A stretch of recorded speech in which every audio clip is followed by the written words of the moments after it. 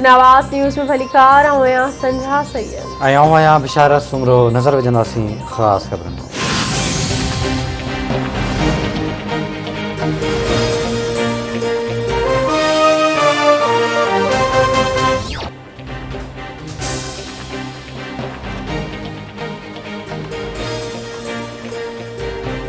सिंध काबीना कमनि जो इमदादी अघु 250 रुपया मुक़ररु करण जी मंज़ूरी ॾेई छॾी।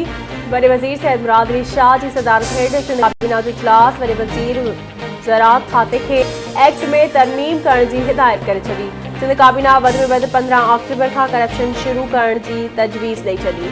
ज़राअत खाते खे स्टेक होल्डर्स सां कणिक जे मामले ते मुशावरत जी बि हिदायत। सूबाई वज़ीर मंजूर वसाण चवे थो करप्शन सीज़न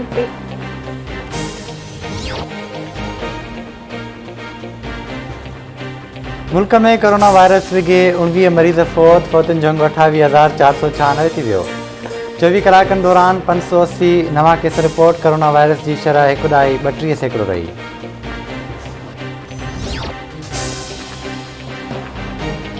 अटो दाल गेह ऐं खंड 6 महीननि ताईं सस्तियूं मिलंदियूं। वज़ीर आज़म इमरान ख़ान 120 अरब रुपयनि जे पैकेज जो ऐलान करे छॾियो। हारियुनि समेत 40,000 कुटुंब खे बिना ब्याज जे 5 लख रुपयनि जो कर्ज़ ॾियण जो बि ऐलान। क़ौम खे ख़िताब कंदे वज़ीर आज़म इमरान ख़ान चयो त पैकेज सां 13 करोड़ माण्हुनि खे फ़ाइदो थींदो। अटो गेह ऐं खंड ते 30% सब्सिडी ॾिनी वेंदी। वज़ीर आज़म सियारे में गैस जो बहरान जो ख़दशो ज़ाहिर करे चयो आहे त भारत में पेट्रोल 250 रुपया फ़ी लीटर, बांग्लादेश में 200 रुपया ऐं पाकिस्तान में 180 रुपया फ़ी लीटर आहे। हाणे साईं ॿुधायां थो त मुल्क में तेल अघनि में वाधि थींदी।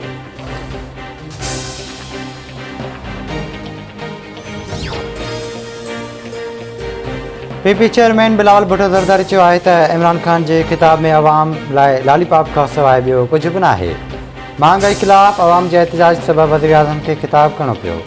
अवाम खे लॉलीपॉप न पर 3.5 सालनि जो हिसाब ॾियणु घुरिजे।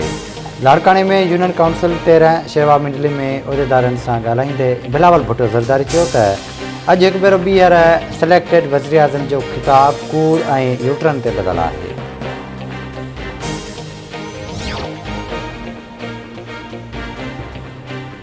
धाबेजी में नौजवान आज़म चौकसी जे बेरहवाणे क़त्ल के ख़िलाफ़ वारसनि जो एहतजाजी धरणो।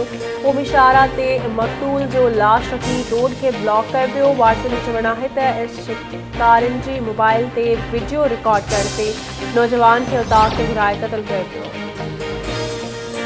गौसपुर में पुलिस हिकु ॼणे खे उर्ताणे आवाज़ ते हिरकी जे अगवा थियण खां बचाए वरितो। पुलिस खैरपुर जे लुकमान फाटक वारे इलाइक़े जे रहवासी ज़ीशान गौरी खे अगवा थियण खां बचायो।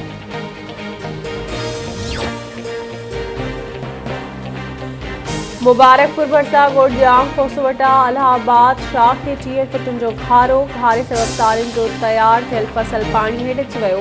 आपाशी अमलो इतला बावजूद घारे वारे हंधि न पहुतो। ऐं सिंध समेत सॼी दुनिया में हिंदू बिरादरी अॼु ॾियारी जो ॾींहुं मल्हाए रही आहे। नंढनि वॾनि शहरनि में हिंदू बिरादरी पारां पूॼा पाठ करे मुल्की ख़ुशहाली ऐं सलामती लाइ प्रार्थनाऊं कयूं वेयूं।